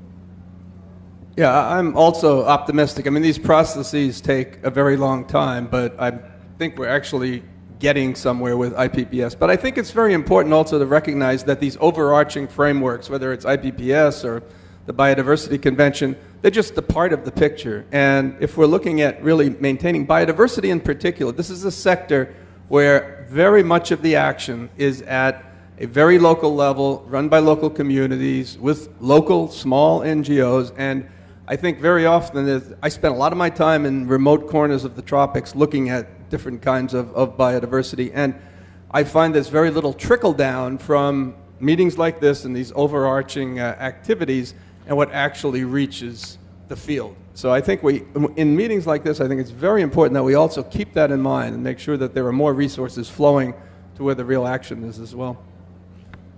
If I may add something, when I was looking at the last version of that paragraph last evening, where, as you rightly said, they say we take note, but then it goes on to, I think they urge it to begin to commence its operations very soon. So I interpreted that to mean they see its value. So I wasn't too much bothered by the take note, but rather the call to begin delivering something, which means they need it. Okay. Bill Rees from the University of British Columbia. I'm one of the recent acknowledged experts, I suppose. Bob, well, all of you, I appreciate your optimism, but I want to ask all of you a question that is frequently posed to me when I give talks similar to that you have spoken of. None of you mentioned power relationships in these negotiations, the political economy of global development, the lay of the land when it comes to the exercise of real power. Now, you talk about the elimination of agricultural subsidies.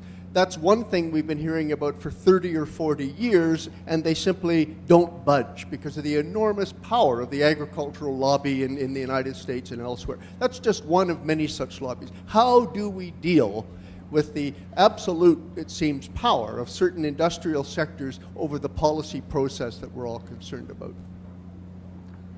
Well, first of all, I'm kind of pathologically optimistic. I think that if you're working in this business, you always have to have an optimistic mindset, because otherwise you get dragged down and really, I think, pre-adapt yourself to failure. But I think that if you look at some of the big some of the big corporations out there, I mean, we work a lot with Walmart, for example, which is, depending on the price of oil, the first or second largest company in the world, competing with Exxon.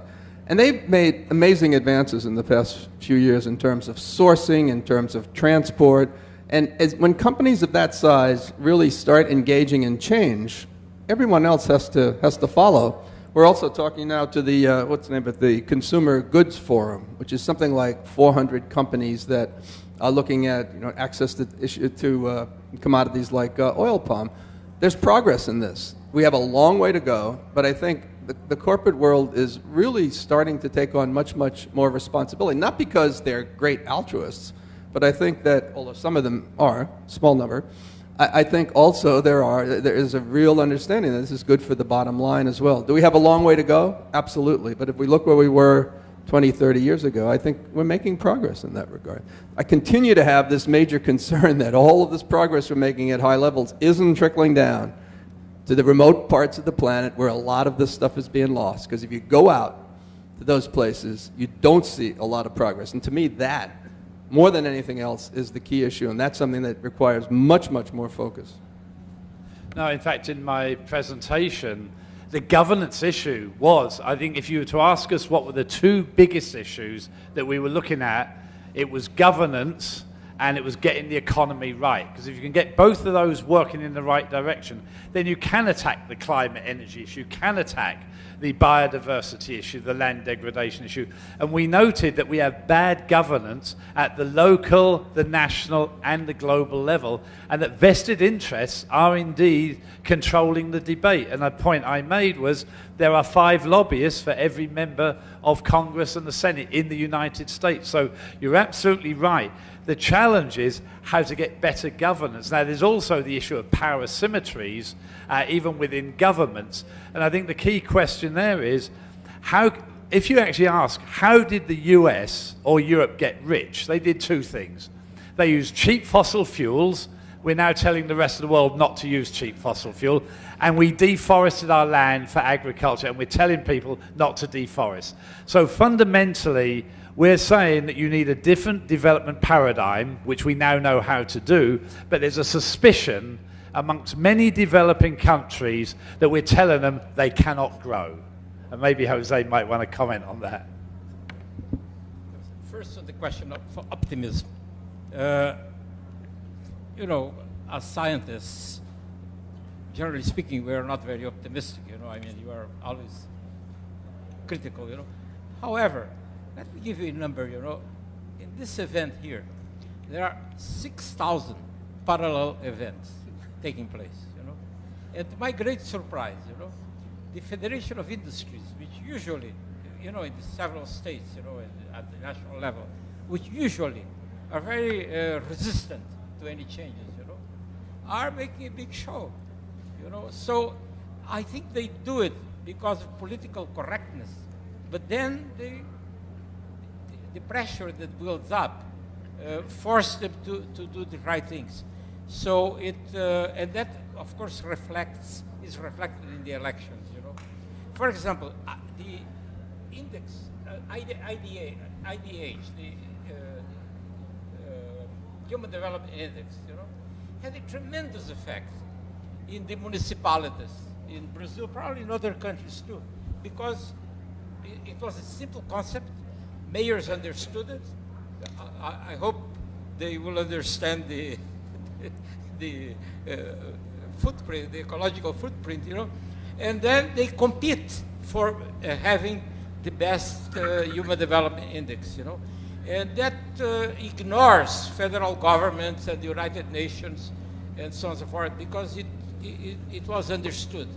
So I think there are reasons for optimism. On the question that Bob raised, I think that is a very serious question, and it's probably hurting the negotiations, you know. And because, and I suffered that in 1982 also, because the problem was the same. The African leaders, and once there was a very sharp and pleasant exchange with the president of one of the African countries, which accused us, and me in particular, you know, for promoting renewables, you know, which the developed countries were not using. And, you know, I had a hard time explaining to him that it would be wonderful if we could all use fossil fuels, you know, if they were infinite, if they were not producing adverse effects and all that and so on.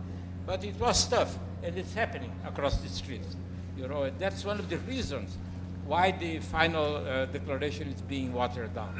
It's not the only one, but it's one of them. If I may add something. Bob, sorry. Bob, you know, maybe I should say. Yeah, in relation to the question, and well, like Russ, I'm also an optimist. You have to be, otherwise it will be very difficult to go on. But one of the reasons for being optimist, for example, when you look at the private sector, there is a whole bunch of them out there who are really willing to do the right thing. And for example, you are aware of this association of the World Business Council on Sustainable Development, who happen to be a member of Iucn. And if you go, for example, on the website of Iucn, you will see a letter they have signed jointly with Julia, our DG, where they are actually asking that there was a paragraph in the initial zero draft, I don't remember whether it's still there, but which was asking the corporate world to commit to reporting on their sustainability. And the World Business Council of Sustainable Development say they welcome that paragraph. They want it to be there, to be even stronger, and they are ready to do it, but at the same time, they would like the governments also to commit to reporting on their own sustainability. So I think there are signs of hope out there, but clearly there is need for more. And definitely the governments, I think, are the ones who are dragging their feet more than anybody else, as far as I can see. Okay, Bob, thank you so much for laying down all the, the global issues facing the global community, as well as some of the action needed, and I do endorse all your points. But there's one point which you missed, or which I like to hear your wisdom, and that is, today we are talking about, and you're talking about also the energy saving, need of energy saving, also energy efficiency, and also the renewable energy and so forth. But last year, 3/11, we had a big earthquake and a nuclear power plant disaster in Fukushima, in Japan, okay? And we had heard all these 3 Mile accident, the Chernobyl accident, and so many other accidents which have not reported fully, around the world. And so therefore, I'd like to hear your own wisdom, how you look at the future of the nuclear power plant. Because today, we have more than 200 nuclear power plants all around the world, and developing countries, in the next 25 years, they are planning to have at least 200 nuclear power plants also. So this is a great, to us, a great worry. To what extent are we sure that we could have ensure a nuclear power safety, So this is something which worries us, particularly in Japan, after the 3/11. Thank you. Any comment I give now is not one in the Blue Planet paper. We did not address nuclear very specifically. Personal view is that I think nuclear will play a role in the future, not a dominant role, but something like 20% of global energy will probably come from the nuclear industry. I think we can learn a lot from what happened in Japan. It was a very old power plant. It wasn't the earthquake, it was the tsunami that obliterated it. So I think what we have to do is learn from what happened in Japan to make them even safer. Now, there are issues. One, of course, is reactor safety. Second one is to make sure that fissile material doesn't get into the hands of terrorists. And the third, of course, is the safe disposal of nuclear waste.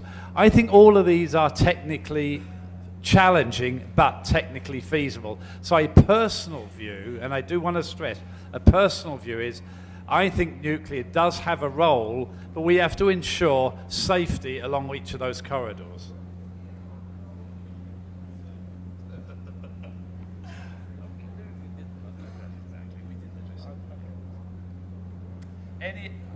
Any other comments? Any other questions? Yes, one over here, one there first, and then over here. Thank you very much for your excellent presentations. My name is Kazuo Matsushita. I'm from Kyoto University, Japan. I've been involved in Earth Summit in Rio 1992 and Rio+10 in Johannesburg 2002, and I'm here for Rio+20. And I have some concerns about international governance, as Bob raised. Since I have some doubts about the effectiveness of United Nations conference like this, Rio+20. So I wonder if there are any better ways to mainstream sustainable development internationally, any better ways to arrive at consensus internationally. That is first question. The second question is, what do you expect? What is the expectation, real expectation, for this from this Rio+20 conference? Or what are your criteria for the success or failure of this Rio+20 conference? Thank you. I'm sure all four panel members have a view on it. I viewed Rio as a very important step on bringing together environment and development. And indeed, it brought us the Climate Convention, flawed still, but a major step in the right direction. It brought us the Biodiversity Convention, also a major step in the right direction. It really set the ground for the Convention on to combat desertification. There were some other things that came out that were very positive. Personally, I didn't see very much come out of Rio+10. I don't think that helped move things forward very much. And therefore, we have to hope that we do get something out of this particular Rio+20. If we don't, I'm not sure where we're going to tackle the issues. We need to recognize we need a green economy. We need to recognize all countries need sustainable development goals. We need to realize we have to go beyond GDP. Now, they are three of the big issues being discussed here. But as Jose and several other people have said, the current text is very weak.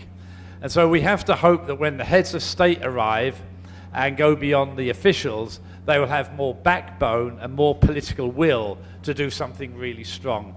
If we don't get to grips with these issues this week, I don't know when we will, because it is quite clear, as our paper said, we're on a path of unsustainability.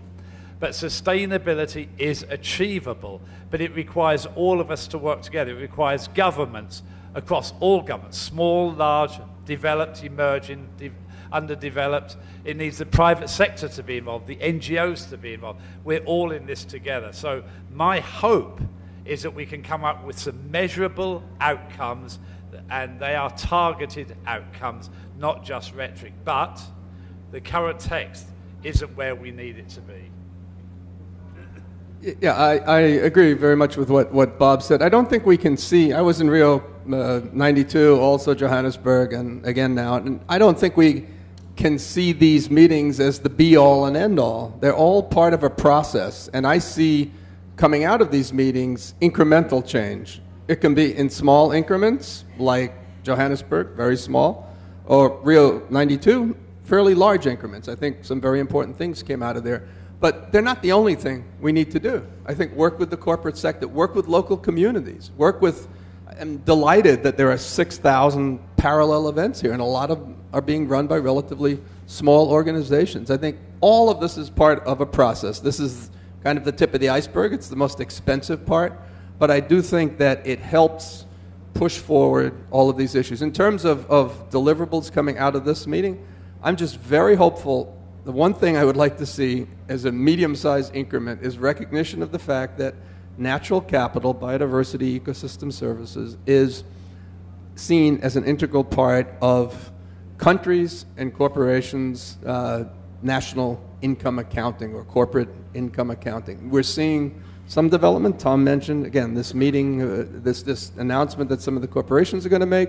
We had a meeting in Botswana a few weeks ago where we had 10 African countries coming together and committing to this in a document called the Gaborone Declaration. It's only 10 out of 50 plus African countries, but again, it's piece here, piece there, moving forward towards these broader objectives. So I think we have to make the best of what we can here, and hopefully it'll be reasonably large increment of progress. I agree entirely with what Bob said, and I want to clarify something about Reese's question. Our optimism comes from the idea that it can be done. Sort of, you know, we know how to do it. You know, take energy. You know, we know how to do it. You know, promote renewables, promote energy efficiency, and all that and so on. In biodiversity, you know, do the things that people mentioned here. I think the optimism comes from that. Otherwise, I am not optimistic. I agree with Bob, and I think it's a great loss because the document started reasonably well, and in the last 6 months it deteriorated. You know, with all these excuses about the financial crisis and all that and so on. I think that's a very weak argument. You know, we are not asking people to put money on the table. You know, what we are asking people is to state goals. You know, because goals are very important. You know, people behave like that at all levels of government, and industries pick up the idea. So I think it will be a big disappointment if we come up with the language. I think you mentioned we take note.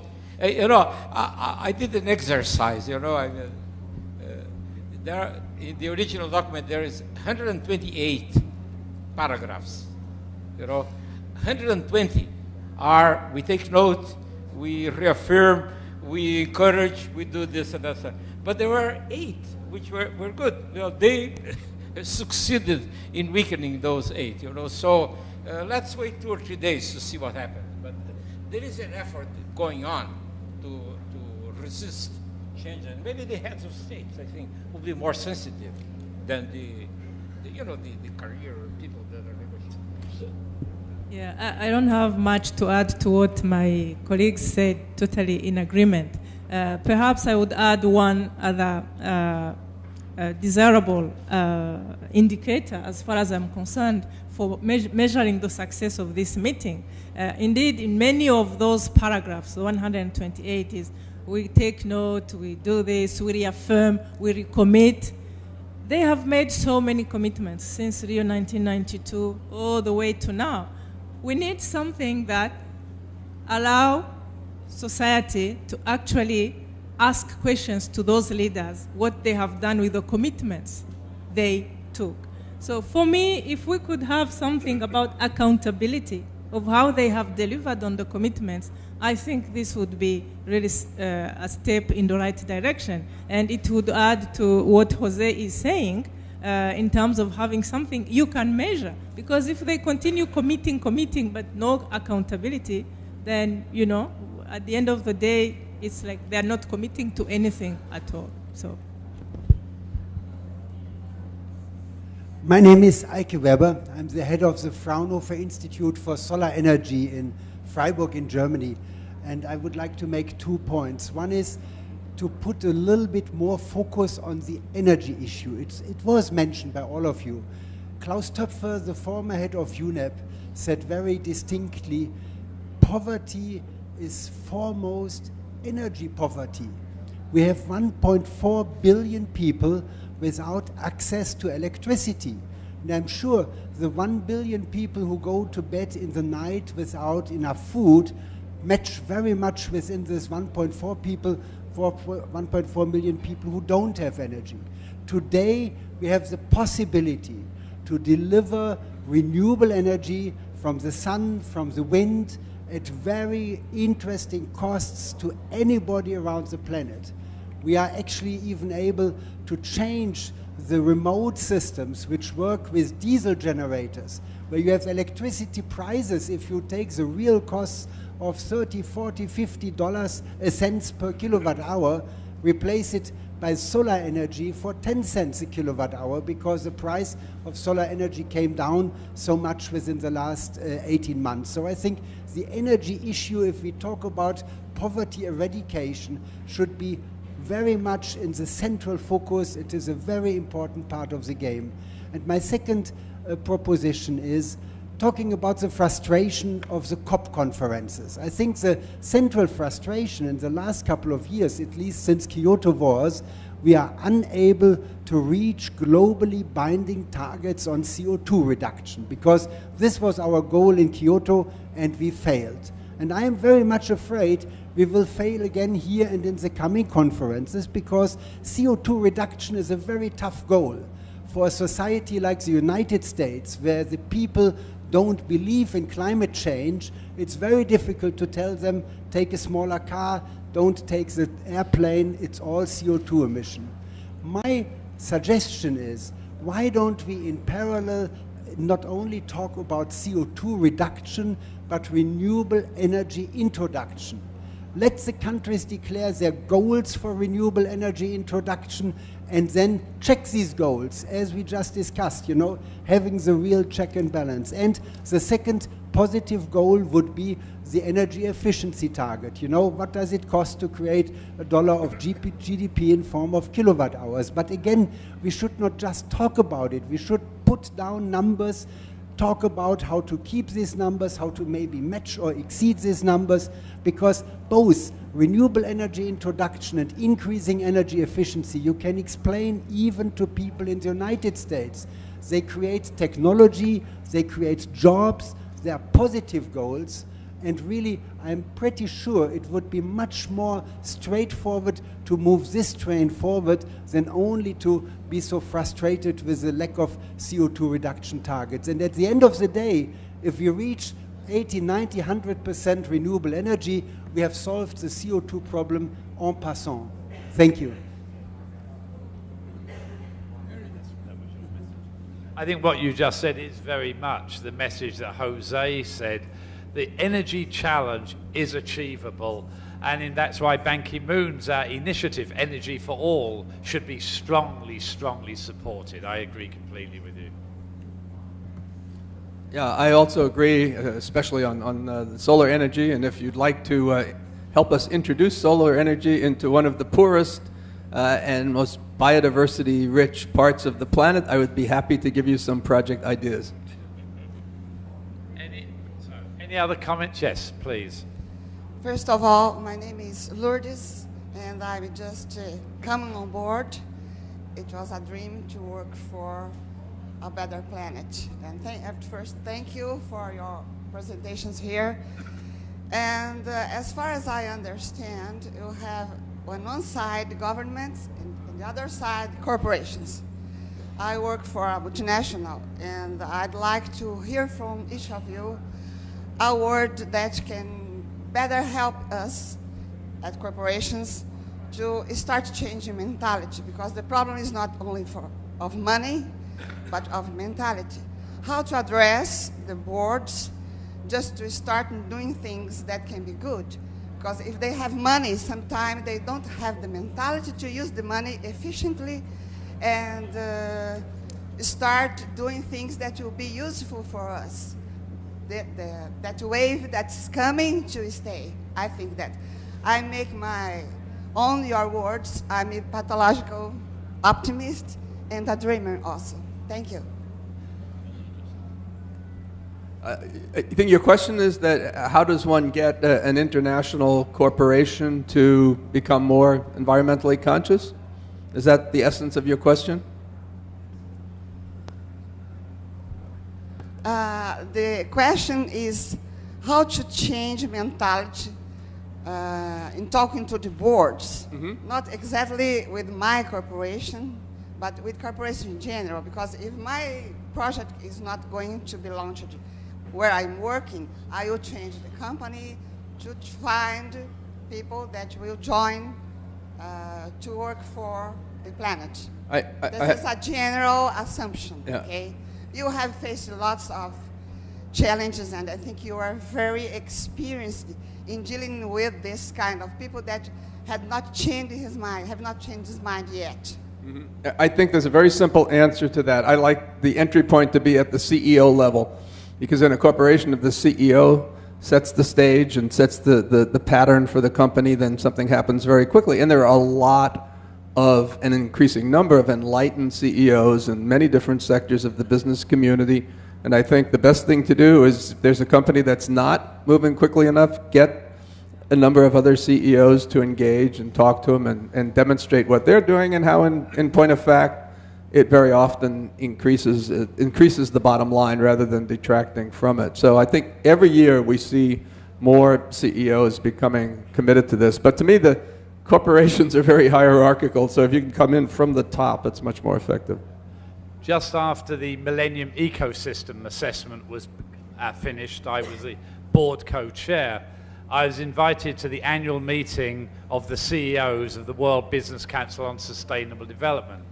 They meet once a year at the CEO level, and they pick 4 topics. That particular year, so we're going back about 5 years now, they talked about how could they control, or how could they ride the Asian tiger, how could they get a better corporate image. I forget what the 3rd issue was, but the 4th was biodiversity and ecosystem services. And there was the chairman of Shell, the chairman of Iucn, and the chairman of DuPont. And they asked themselves, why are we talking about biodiversity? And they said, well, last year we asked you what the top 10 issues were. Climate change was number 1.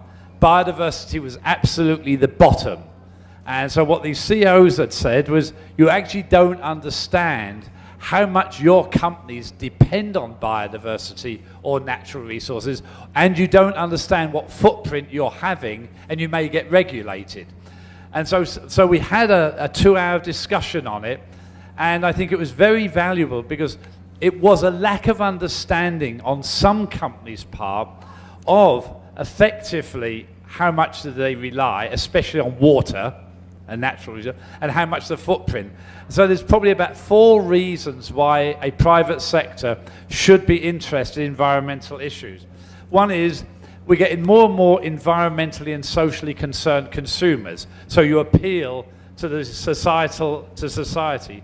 Secondly is, many of them can make a profit by using and developing environmentally friendly technologies.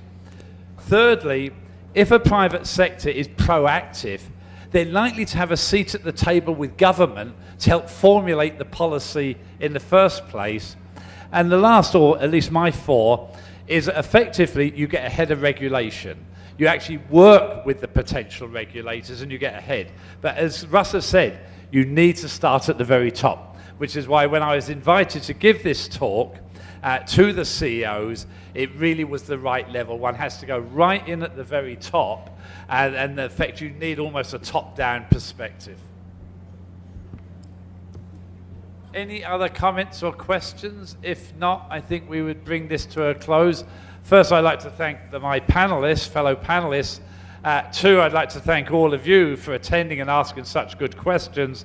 And I was remiss in not congratulating, when I started my talk, the new Blue Planet awardees. So thank you very much.